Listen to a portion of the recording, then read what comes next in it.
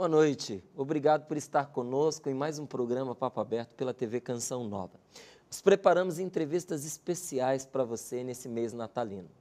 Solidariedade é a palavra que resume esse projeto belíssimo do Instituto Horas da Vida. E para nos contar detalhes dessa iniciativa, eu recebo um dos fundadores desse projeto, Dr. João Paulo Ribeiro, que já está aqui do meu lado e que eu digo, em seu nome também, seja muito bem-vindo. Obrigado, boa noite, é um prazer estar aqui com você para contar um pouquinho aí da experiência do que a gente vem fazendo. O nome é muito bonito, eu queria entender como funciona o Instituto Horas da Vida e queria saber também o porquê desse nome. Tá, Horas da Vida ele é uma brincadeira às vezes que a gente fez ali com o nome, porque horas da vida, que são as horas da vida que a gente tem, e uma hora que pode dar vida mesmo, do verbo dar, que remete, que faz ligação com a doação mesmo, né? Com a doação de um trabalho, de um conhecimento que pode fazer diferença na vida de uma pessoa. E como é que esse projeto funciona? Ele funciona conectando por meio de uma plataforma tecnológica profissionais da saúde, médicos, dentistas, psicólogos, nutricionistas, todas as profissões da área da saúde, que doam um tempo do seu trabalho para doar uma consulta no seu próprio consultório particular ou lá no mutirão, muitas vezes, ou numa palestra, para pessoas menos favorecidas, oriundas de organizações não governamentais, de ONGs, como, por exemplo, a PAI, aqui de São Paulo, a Saúde Criança, o AfroReg, lá no Rio de Janeiro, o Lar Sírio, Casa do Zezinho. Hoje já são 11 instituições que a gente apoia. E como que surgiu esse projeto, João Paulo? Surgiu de uma ideia, eu e o Rubem Ariano, meu sócio, que é administrador, e a gente tem uma empresa que faz soluções de saúde, agendamento online de consultas, e discutindo lá um pouco a estratégia no nosso negócio, a gente viu que havia uma oportunidade de horas que não estavam sendo utilizadas, que poderiam beneficiar pessoas carentes. E a gente resolveu colocar isso em prática. Começou ali com 6, 7 amigos, de uma maneira bem informal, e depois a gente conseguiu estruturar numa grande plataforma, que hoje está presente em 4 capitais, São Paulo, Rio de Janeiro, Porto Alegre e Florianópolis também. Você imaginava que fosse expandir, crescer assim? Olha, o sonho sempre foi assim, né? Porque, como diz algum dos grandes empreendedores aí do Brasil, sonhar grande e sonhar pequeno dá o mesmo trabalho, né? Então a gente sempre sonha grande. Tá certo. Mas não com essa rapidez, sinceramente. Há quanto tempo tem o projeto? A ideia tem pouco menos de 2 anos, mas formalizada na forma de um instituto mesmo, tem 1 ano e 2 meses. E já se expandiu assim? Já se expandiu assim. Sinal de que a ideia é inspirada, que o projeto é muito bom. Felizmente, não é? felizmente. Qual que é o seu papel ali dentro? Eu sou um dos fundadores e faço ali a questão da organização, do pensamento mais do lado ligado à saúde, ao atendimento médico, as triagens. Na verdade, eu quero abrir um parênteses aqui sobre as triagens. A gente faz 3 triagens no Instituto. A primeira triagem é em relação à ONG que vai ser parceira.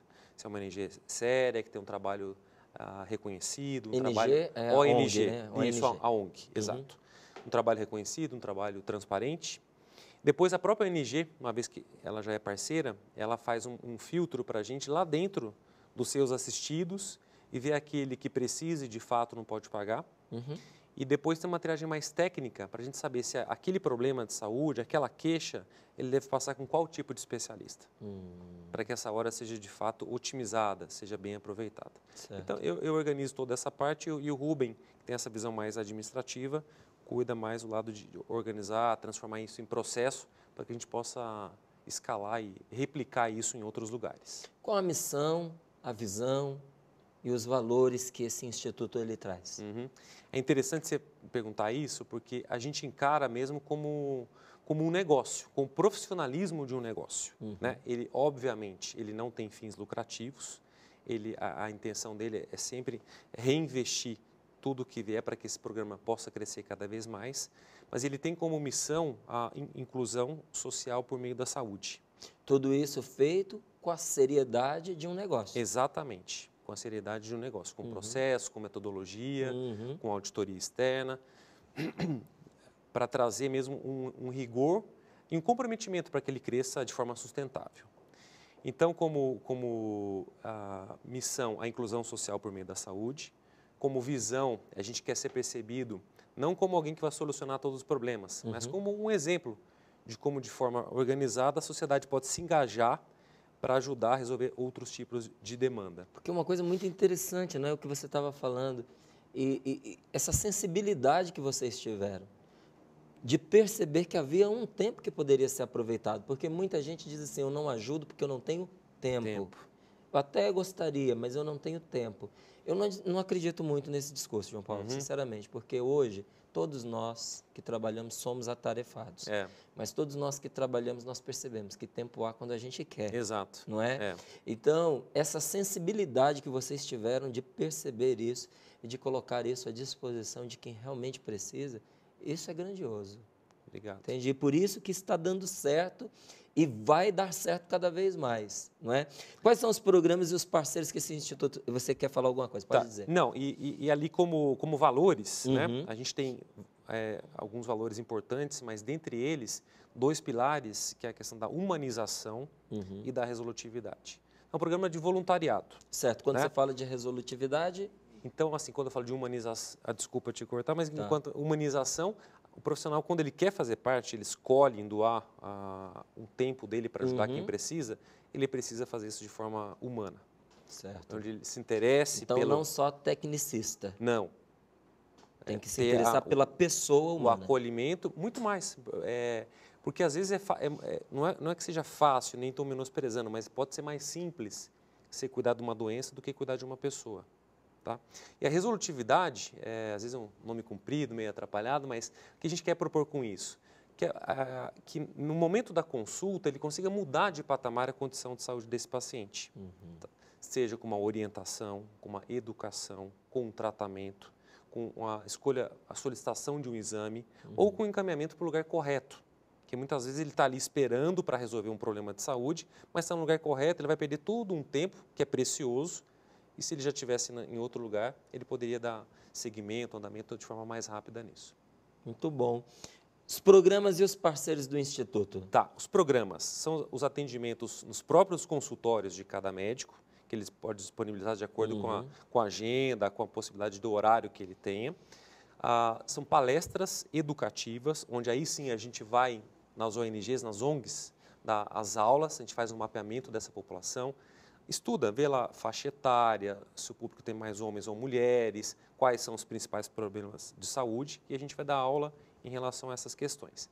E os parceiros, felizmente, a gente tem grandes parceiros, já parceiros bastante importantes, tanto do ponto de vista de educação, as universidades que já estão apoiando, tem parceiros de laboratórios que dão exames gratuitos para a gente. Então, esse assistido nosso, quando ele vem para uma consulta e o médico pede um exame, o dentista pede um exame, ele consegue fazer esse exame gratuitamente, e não só de sangue, os laboratoriais, tem os de imagem também. Parceiras como óticas, que doam os óculos, e grandes apoiadores que ajudam também do ponto de vista de recursos financeiros, né? Que precisa, porque tudo tem custo para a gente manter essa estrutura de pé e poder atender mais gente. Agora, é uma feliz surpresa quando a gente vê grupos que vivem disso, que tiram daí a sua renda, disponibilizando gratuitamente os seus esforços para quem não tem condições de adquirir. E muitas pessoas já tiveram no passado experiências negativas de repente não conseguirem alguma coisa. O que você percebe que favorece a colaboração desses grupos? A seriedade do trabalho, a credibilidade de vocês, existe disposição de ajudar, mas as pessoas não querem ser passadas para trás, por de repente quem poderia adquirir esse serviço, mas se faz de rogado para poder se beneficiar. Como é que é isso? Ajuda a gente a entender. Acho que de tudo um pouco, né? A seriedade, a transparência, a questão do profissionalismo que a gente está trazendo para o Instituto, isso é fundamental. Pessoas importantes que já reconheceram e ajudam a chancelar, a validar o programa também ajuda muito. Né? E o fato da gente estar sempre disponível e sempre com os ouvidos abertos ali para escutar quem participa, quem faz isso acontecer de fato, para que a gente possa sempre aprimorar e refazer processos. Se não está dando certo de uma forma, vamos entender o porquê e vamos melhorar. Tá? Então, acho que essa proximidade ajuda muito. E do lado do profissional é interessante porque ele já tem isso na vocação, né? Acho que quando ele escolhe lá a área da saúde, que é muito mais, às vezes, a área de humanas, né? Que é entender o outro, né? A gente percebe que ele já tem isso ali no DNA, né? Então, muitas vezes, a gente escuta os comentários, né? Muito gratificantes de pessoas que nos agradecem por poder fazer parte desse programa. Agradecem por poder trabalhar. Por poder trabalhar, porque a gente, na verdade, simplifica essa forma de trabalho. Ao invés de ele sair, procurar alguém que ele possa ajudar, fazer às vezes uma ação que vai ser pontual, perdida, nada é perdido, né? Mas aqui tem uma ação de continuidade, né? E de doação organizada. Né? Porque, às vezes, muita gente quer fazer, mas não sabe como. Isso. Não é? Não sabe como. E você ter um grupo que organiza, que viabiliza isso, porque aquele homem é médico, aquela mulher é médica, nem sempre é um gestor, não é? Então, ele quer fazer o bem, ele quer ajudar as pessoas, mas encontrar essas pessoas que realmente precisam ser ajudadas e criar os canais para isso, às vezes não é tão fácil para ele encontrar um grupo que põe isso funcionando de uma forma prática, deve ser muito gratificante mesmo. E é exatamente esse o nosso trabalho. Então, a gente conecta ali alguém que está precisando, triado, de acordo com a especialidade, com o conhecimento desse profissional, no horário que ele se dispôs a atender. Tem restrição em relação a algum tipo de especialidade? Essas especialidades sim, essas especialidades não? Tá. Não existe um tipo de restrição, mas em geral a gente cuida ali da atenção básica da saúde, são os cuidados primários, que estão relacionados entre consultas básicas, especialidades básicas, como a clínica médica, a pediatria, a geriatria, as especialidades, aí sim a gente tem praticamente todas elas, todas não, mas as não cirúrgicas, a gente tem praticamente todas. Olha. Tá? E nesse eixo a gente consegue resolver a grande maioria dos casos e nesse mesmo eixo onde se concentra a grande maioria das questões de saúde, que felizmente as principais questões de saúde estão focadas em cuidados básicos, em atenção primária, mais de 80% deles. Tá? E quando a gente está falando em internação, em cirurgias, em tratamentos mais complexos, é um percentual menor, e aí a gente vem desenhando aí algumas parcerias com o setores público, com o setor privado também, para conseguir parceiros para esse pessoal. Quantas pessoas vocês conseguem atender por mês? Tá, em média, vou te dar um dado aí do ano, depois a gente pode fazer uma retrospectiva aí. A gente deve terminar o ano chegando aí nos 6 mil atendimentos. 6 mil atendimentos no ano? No ano.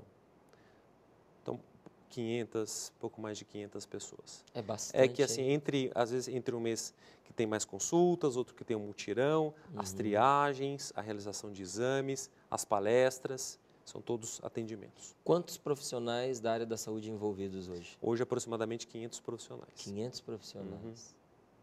Isso é maravilhoso, meu amigo. Parabéns. Obrigado. As instituições que são atendidas, quais são? São 11 instituições ali no nosso site.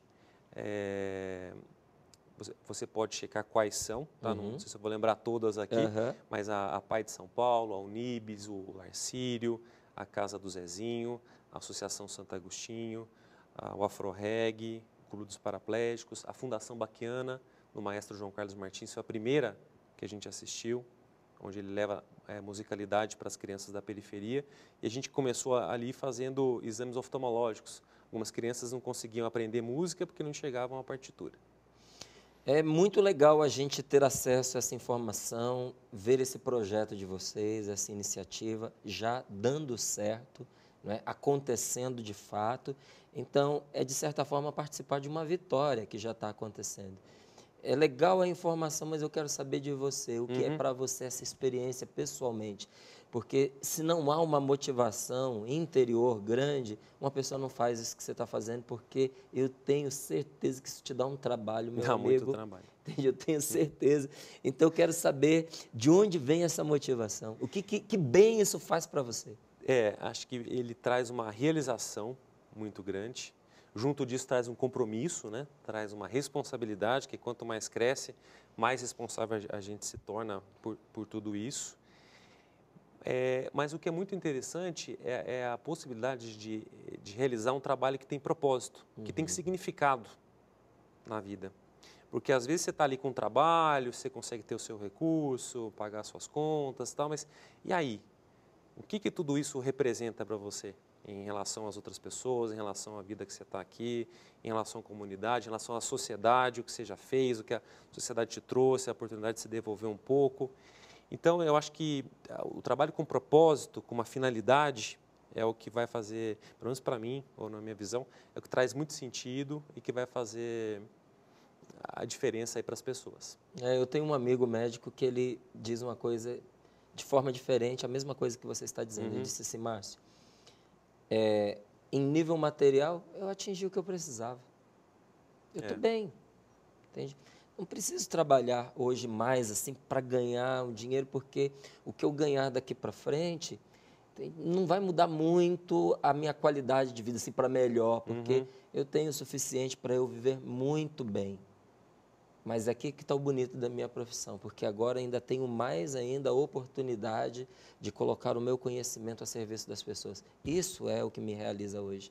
E eu achei isso tão legal, porque muitas vezes a pessoa ela se perde no jogo do ter, no jogo do ganhar, não é? Então, está no jogo errado.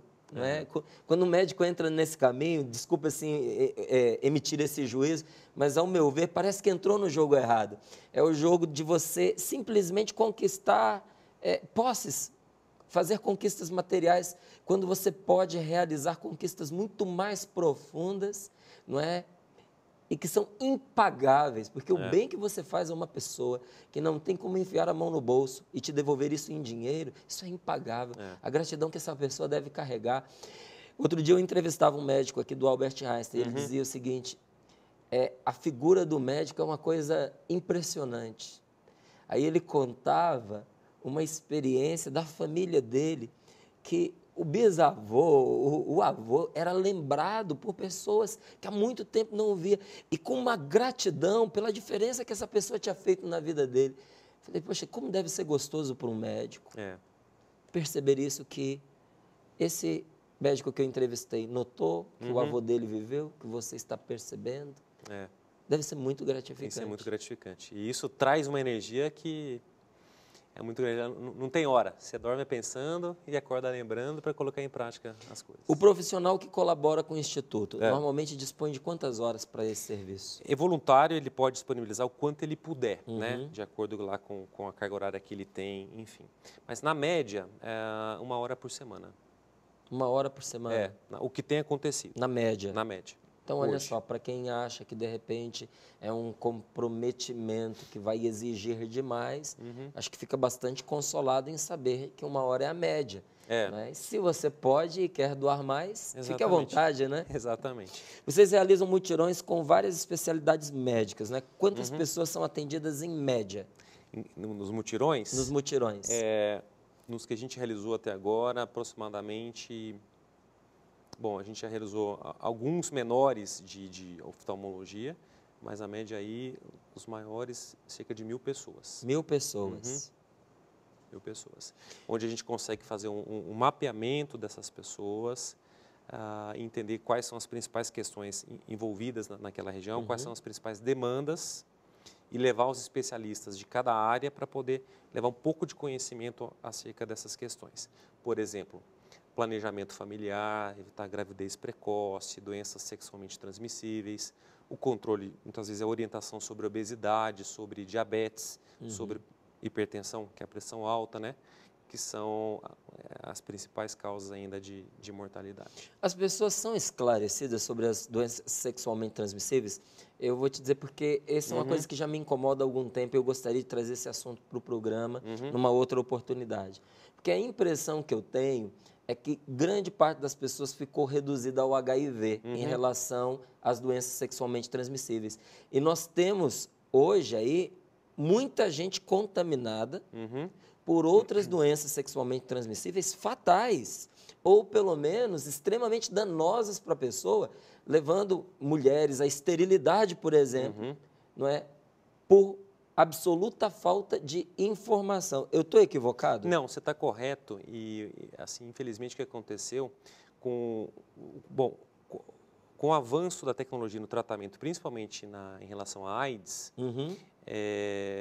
o índice de mortalidade diminuiu. A AIDS está adquirindo uma característica de uma doença crônica, né? Certo. Você vê, tem pessoas que com o tratamento hoje de forma adequada vivem muitos anos com uma qualidade de vida muito boa. Então aquele temor que se tinha em relação à AIDS acabou diminuindo um pouco, pelo menos para o leigo, né? E com isso o fato de usar ali o preservativo, de ter o sexo seguro, acabou ficando um segundo plano, o que leva de fato a um número crescente ou, às vezes, a falta de prevenção adequada para outros tipos de doença sexualmente transmissíveis. Então, olha... As hepatites, principalmente. Vamos deixar aberto aqui uma próxima oportunidade para a gente conversar sobre isso também. Você topa? Claro. Então, tá bem.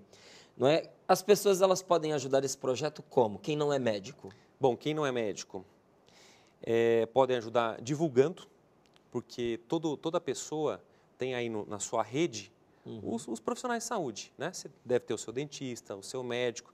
Então, se você nos ajudar a que a sua rede saiba desse programa, a gente vai ter mais um profissional consciente que pode se sensibilizar e doar uma hora do tempo dele para atender mais pessoas, né? Pode ajudar a divulgar também no sentido de que a gente consiga apoios financeiros, que quanto mais cresce, a gente precisa também desse equilíbrio. Então, se uma empresa quiser colaborar com o projeto, ela é bem-vinda. Ela é muito bem-vinda. Ok. Exatamente. Queria que você me contasse uma experiência que marcou você, alguma dessas histórias, porque há sempre um salário em tudo, não é? Acho que o salário mais pobre é o dinheiro, não é? E eu acredito que esse caminho que você adotou traz recompensas para você. E uma das grandes recompensas, acredito, são vidas que você ajuda, pessoas que você acaba transformando a condição dela. Queria que você me contasse uma dessas experiências que marcou você e que quando alguém te pede uma história, você se lembra dela, normalmente. Tá. Vou te contar uma, mas todas, tá? Porque cada uma, para a gente pode ser mais uma, mas para a pessoa é a história da vida dela, né? Então, se grande ou se pequeno, alguma coisa que a gente consiga fazer para modificar, para ajudar, realiza muito, acho que traz esse sentido que a gente falava agora há pouco, né? Essa grande motivação, essa grande alegria. Mas teve um caso de um menino de 9 anos, que a triagem dele chegou lá para a gente, com uma história de autismo, interrogada, uma deficiência de aprendizagem. Ele estava lá na escola, não estava conseguindo aprender, os coleguinhas lá brincavam com ele, que não estava conseguindo entender as coisas e tal. E a gente percebeu que ele não tinha passado por uma avaliação visual. E num dos mutirões a gente levou, então, tinha um mutirão próximo, a gente levou ele para o mutirão e nos surpreendemos quando ele tinha 9 anos e 9 graus de miopia. 9 graus? 9 graus. O campo visual dele... O que esse menino enxergava? Era mais ou menos essa distância, 10, 15 centímetros. Dali para frente, era tudo embaçado. Então, você vê que às vezes com um ato simples, né, alguém que parou para prestar atenção na queixa dele, conseguiu um profissional que pôde atender, uma ótica parceira doou os óculos e ele saiu literalmente enxergando as coisas. E no segmento, no acompanhamento, que depois a gente segue esse paciente, ele se identificou, se mostrou uma criança completamente normal. Não tinha nada de autismo. O único problema era esse, né? E a importância da gente estar atento às manifestações que uma criança traz. Isso. Eu converso muito com os meus filhos, a gente é bastante amigo. Eu percebo que eles têm um grau de liberdade grande comigo. Tá. Mas, há algum tempo, eu tive uma surpresa. Meu filho me chamou para a gente fazer uma máscara de papel machê, porque ele encontrou um pouco de dificuldade. É um jeito gostoso da gente estar junto. Claro. Falei, vamos lá, vamos fazer e tal. Aí, no meio da brincadeira ali, ele falou, então, pai, meu filho tem 12 anos hoje. Isso foi o ano passado. Ele falou, eu acho que eu tenho um problema de vista. Falei, sério, filho? Sério, pai?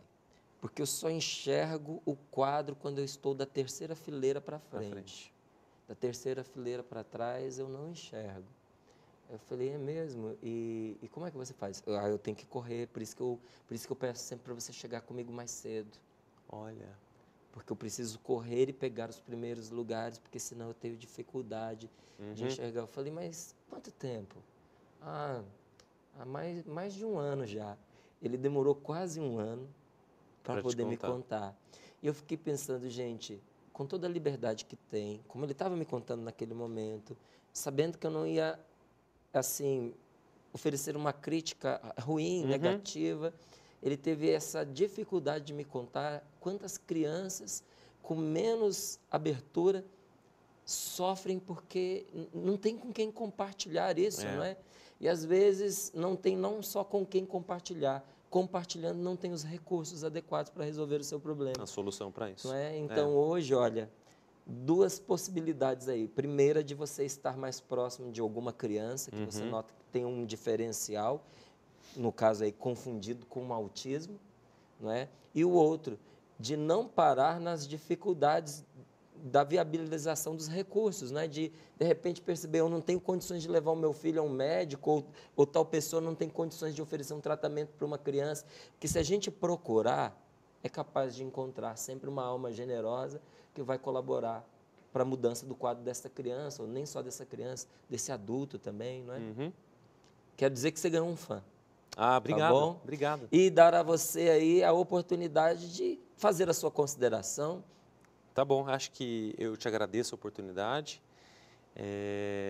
E assim, o programa ele precisa para crescer divulgação. Então, quem estiver vendo e puder nos ajudar a divulgar, é só entrar ali no site, no www.horasdavida.org.br e compartilhar aí com seus amigos. Infelizmente, a gente não consegue atender todo mundo gratuitamente. Né? A gente precisa atender aquelas pessoas que são assistidas por uma ONG parceira. Mas quanto mais a gente crescer, acho que mais ações como essas a gente vai poder realizar e as mais rápidas serão no setor da educação em saúde. A gente levando um pouco de conhecimento a mais para a população nesse sentido, a gente consegue prevenir bastante as doenças. Só para rememorar, quais as capitais em que vocês já estão? São Paulo, Rio de Janeiro, Porto Alegre e Florianópolis. João Paulo, muito obrigado. Obrigado. Fiquei muito feliz de ter você aqui. E nós estamos indo para o nosso intervalo. Você gostou desse nosso bate-papo? Então você, por favor, continue conosco, porque nós temos mais coisas para você. Eu não posso deixar de falar sobre a promoção Casa Nova, Canção Nova e muito mais. Este ano nós estamos em comemoração, pois além de sortear 2 casas mobiliadas e 2 carros 0 km, nós estamos celebrando 50 anos de sacerdócio do Monsenhor Jonas Abib, o fundador desta obra. E toda Canção Nova está em festa por isso. Então não deixe de participar e juntos fazermos parte dos 100% de evangelização que precisam acontecer. São 4 DVDs, 1 por mês, e você pode adquirir quantos DVDs você desejar. Adquira o DVD da promoção, preencha o cupom corretamente, você pode enviá-lo, pode cadastrá-lo no site ou depositá-lo numa de nossas urnas, nas nossas lojas espalhadas por todo o Brasil. É bem fácil. Então, não fique de fora dessa comemoração. Mais informações, casanovacançãonova.com, e nós voltamos já já.